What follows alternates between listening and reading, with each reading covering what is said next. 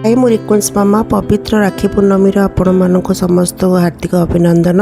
सकाल सकाल ब्रेकफास्ट इडली मटर तरकारी मिठा कर सहित देखो राखी थाली सजाई देती जेहेतु सब भौणी मैंने भाई हाथ राखी बांधे और मुझे मो भाई हाथ राखी बांधि रिकुन को भी ता भौणी राखी बांधव। ये देखो रिकुन पापा भौणी आसी जाइए राखी बांधा केते रंगर ये सूताटी ता भीतर केते भल पाइबा स्नेह आदर थाए से सबू भाई भौणी मैंने आज बुझीपे।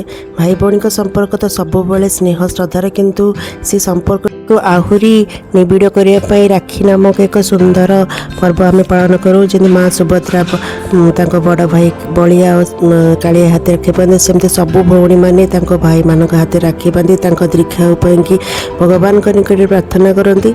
आ भाई मैंने भी से जीवन सारा सुरक्षित आशीर्वाद देवाई कि भी सुदृढ़ संकल्पबद्ध हुए। एमती है कि राखी पूर्णमी मु सेलिब्रेशन करूँ। आपण केमती आज आप राखी पूर्णमी करते आपण मान भाई हाथ राखी बांधि पारि ना बांधि पारि ना कारण झील मैंने बाहा सारापर कि जॉब कलापर दूर रहती भाई पाखक आसवा संभव हुए।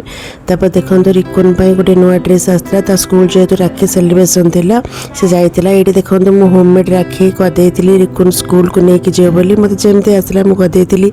ये देखो मो मामू झील पुणी आसला जेहेतु आंकर आज ऑफिस छुट्टी नाला से तरतर होते से सीढ़ी अधारे भी राखी बांधे से जोता फोता सब पिंधि कौन करवा कर्म तो करने को पड़ो।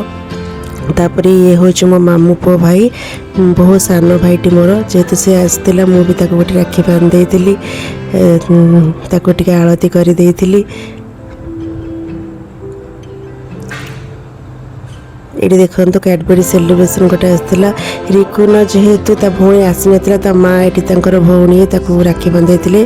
तापर देखो जगन्नाथ मंदिर जी प्रसाद आसला अन्न डाली छोले मिक्स तरकारी खट्टा खीरी सब आसला। ये देखो फाइनाली रिकुन भौणी आसला। ये रिकुन भौणी ना हूँ डुडुन तार गोटे बोली भौणी से आसिक ये रिकुन को राखी बांधे। देखो केते छोट बयस सी एमती चंदन लगे दे सिंदूर लगे दे चाउल पकई दे आलती कर दे। तो ये दी जन जाक राखी बांधे जहा हो बहुत खुशी लगुच मो रिकुन एत छोट बेलू भी तार गोटे भौणीटे अच्छी ता भौणी खुशी रो रिकुन खुशी रो एति भगवान को निकट में प्रार्थना। आपण मैंने आज आपणकर पिला माने राखी बांधते कि नहीं जनइबे कमेंट रे। फाइनाली मो भाई ये आसी जाता हाथ में राखी बांधे।